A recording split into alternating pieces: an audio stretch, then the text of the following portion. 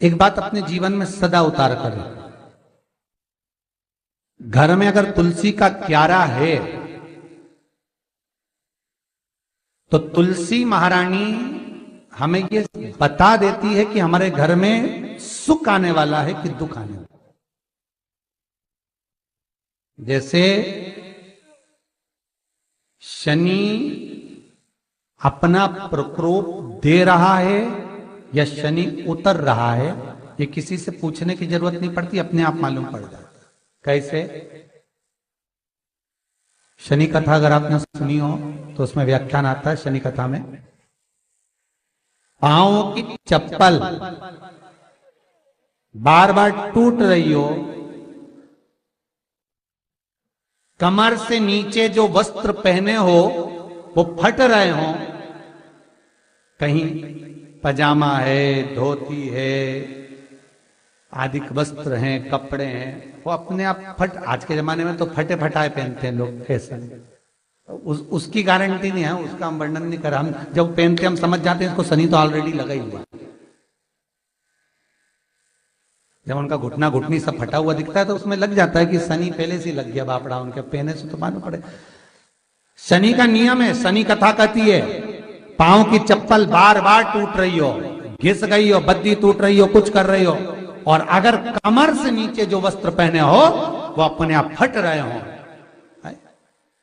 समझ लेना कि शनि पांव से प्रवेश कर रहा, मतलब अपनी प्रखरता शनि दिखा रहा। किसी मंदिर में गए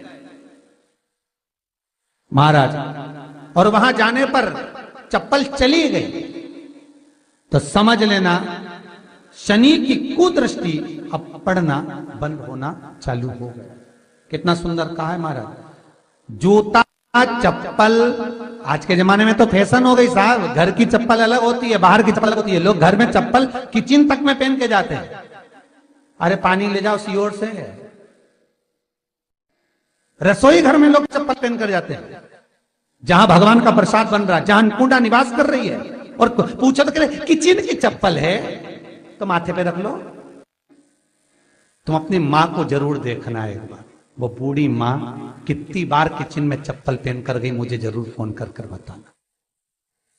बूढ़ी मां रसोई घर में आज भी बिना चप्पल के जाती है, और बहुओं की कहीं एड़ी नहीं फट जाए, ठंड नहीं बैठ जाए, इसलिए ये रसोई घर तक में चप्पल पहन कर जाती है। सूर्य नारायण की कथा पढ़ना, शनि महाराज की कथा पढ़ना, और गरुड़ पुराण की कथा पढ़ना, जिन जिन कथाओं का हम व्याख्यान कर रहे हैं उसको पढ़ना जरूर हो। क्या लिखा है?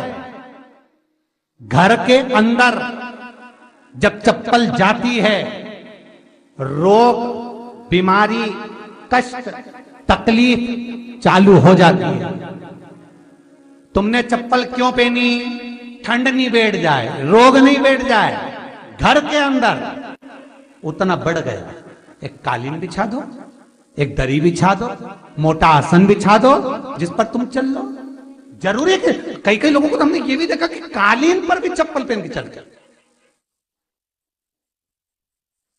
और ब्राह्मणों को भोजन परोस रहा है, गुरुजन को भोजन परोस रहा है, ठाकुर जी की थाली बना रहा है, ठाकुर जी का थाल लगा रहा है, तो भी चप्पल है पांव में। तेरा क्या होगा रे कालिया, क्या होगा? विचार तो करो। देह पड़ी रे जाए यहीं पर, फिर कुंडल और नगीना, क्या हरि नाम नहीं तो जीना। अभी भी सुधर जाओ रे, अभी भी सुधर जाओ, नहीं सुधरो तो सिधर जाओ रे, या तो सुधरो नहीं तो सिद्धरो, थोड़ा सुधरो। रसोई घर में अन्नपूर्णा रहती है, रसोई घर में शिव महापुराण की कथा कहती है जब भगवान शंकर को मां जगत जननी भोजन करा रही थी, शंकर जी ने वर मांगा था अन्नपूर्णा से, ए अन्नपूर्णे, तुम मेरे घर के बच्चों का भरण पोषण कर रही है। इस मृत्यु लोक में जितने मनुष्य जन्म लेते हैं ये मेरे पुत्र कहलाते हैं। तो अन्नपूर्णा ने कहा, चिंता मत करना भोलेनाथ, जिस जगह पर एक स्त्री, बेटी, कन्या या घर की बहू या बूढ़ी मां भोजन बनाएगी, उस जगह पर मैं अन्नपूर्णा उसके शरीर में प्रवेश करूंगी। और वो रसोई घर नहीं होगा, वो मेरा और तुम्हारा मंदिर कहलाएगा। अब मंदिर में चप्पल पहनकर भोजन का निर्माण करना, ये श्रेष्ठता है। एक आसन पटक लो आप रसोई घर के अंदर, जिस आसन पे खड़े होकर आप भोजन बना लो। मोटा सा आसन रख लो, चप्पल की जरूरत ही नहीं। श्रीमद् भागवत कथा कर रही है, तुलसी का मात्र तो शनि अपनी दृष्टि बता देता है। शास्त्र कहता है जब घर के अंदर प्रवेश करने के, जब आप घर में प्रवेश करें तो एक कोने में चप्पल को उतार दें।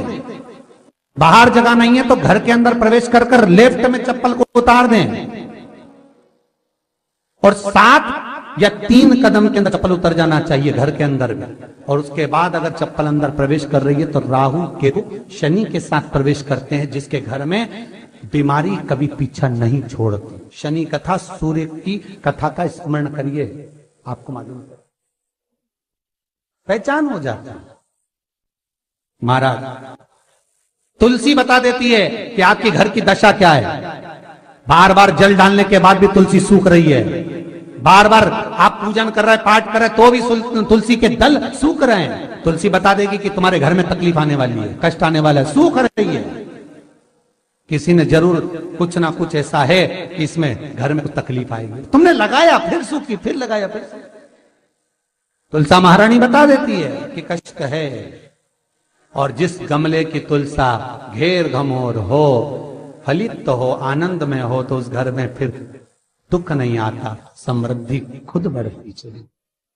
जिन शंकर भगवान को आप जल चढ़ाते हो, जिन ठाकुर जी से आप लाड लड़ाते हो, जिन भगवान कृष्ण का आप स्मरण करते हो, राधा रानी का आप नाम जाप करते हो, जिस परमात्मा का आप भजन कर रहे हो, कीर्तन कर रहे हो, नाम जाप कर रहे हो, नाम स्मरण कर रहे हो, उससे तुम्हारा एक संबंध होना चाहिए, एक रिश्तेदारी होना चाहिए।